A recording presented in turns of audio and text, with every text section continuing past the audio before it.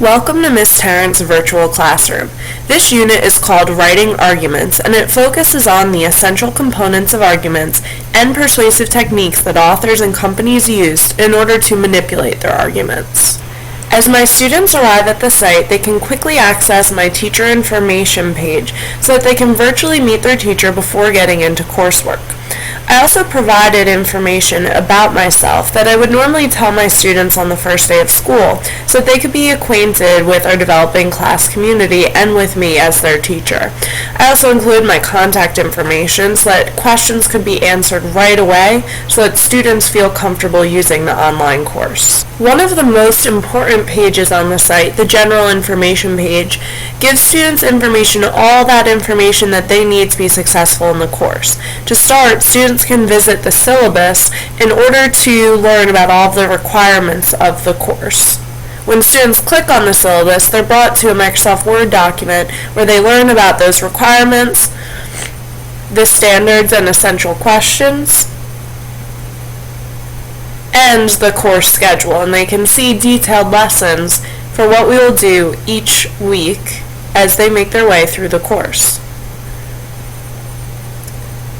At the end of the syllabus, they also have the breakdown that will help them the most in terms of how they will be graded.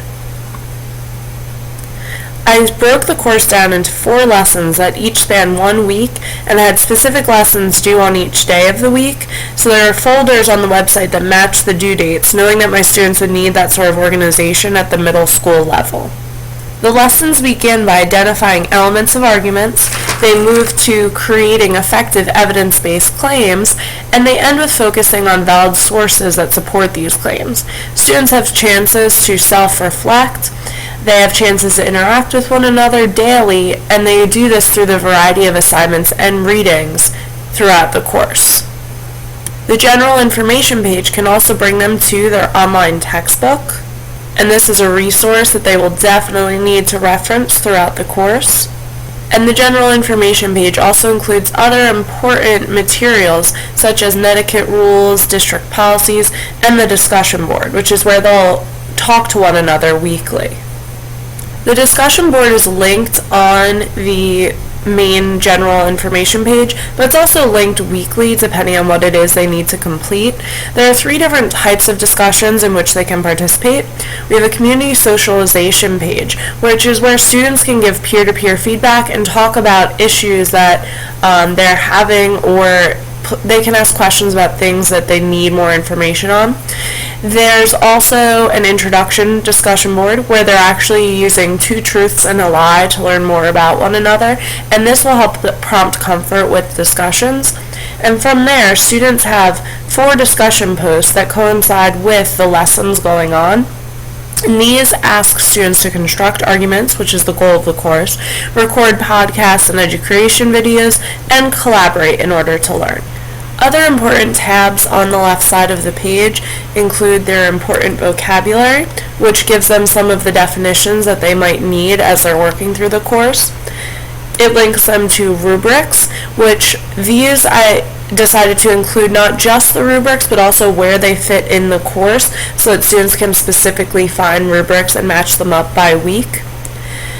They can also access the grades, which in my case, I don't have any personal grades, so it doesn't appear here, but this is where it would appear for students. And a variety of other resources, like Blackboard resources, like YouTube videos if they need help with Blackboard. They can go to tools and have, again, a variety of information that will help them be successful in the course. I also included the references page to demonstrate the correct APA citations for students so that they can see what I expect of them when they use outside materials. Now that you've seen all of the materials that will help students be successful in the course, let's take a look at the course itself. So these lessons are where students will spend most of their time. Currently I'm in lesson number 1, which would be the first week of the course. For each week I provided a lesson essential question with a description of what that entails, so what some of the tasks will be that they'll be completing, how that relates to the essential question. And then I also included a tab for activities and tasks this week, and this is copy and pasted pretty much word for word from the syllabus so that students are seeing the same activities listed in the syllabus the same way that they're seeing it on the lessons page, because students really do need cohesive directions. So this matching up to the syllabus will be especially helpful for them. As I mentioned earlier when we were looking at the syllabus, I separated tasks by days rather than like in our online courses where we have readings on a separate folder. But I wanted to scaffold information for students so that they know what materials are actually connected to one another.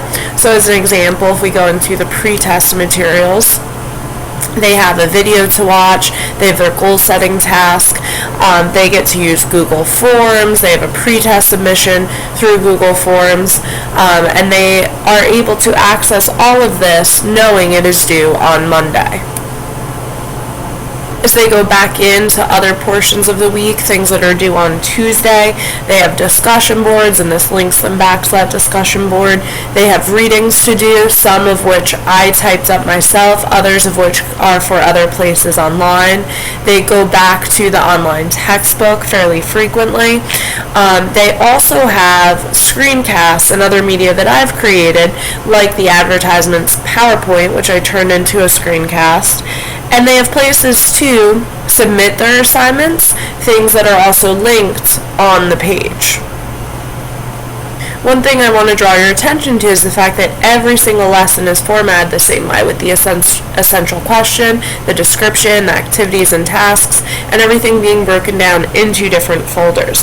This will help encourage students' creative thinking, collaboration, and engaging students in their own learning, because everything is so organized and set forward for them that they'll feel comfortable doing these things. Specifically, they can encourage creative thinking through tasks like edu-creation videos, collaboration through the discussion board, and also in their own learning as they self-assess and do reflective writing. Now that you've seen a majority of the course, let's take a look at where students will begin the Building Community Start Here page. As students begin the course, they'll have a chance to become members of a strong, cohesive community due to the structure and nature of the course. They have very straightforward instructions, steps on how to complete tasks. They have their Blackboard resources, reading folders, which tell them little blurbs that I would like them to know, like the fact that I'm glad that they clicked on certain things because it will help them at other points in the course. So I'm showing them what they need to be successful. I aim to scaffold information and promote student engagement while giving them both individual and group assignments to work on. This course is reflective of my own in-person classroom, which is what makes it an excellent virtual classroom. Thanks for visiting.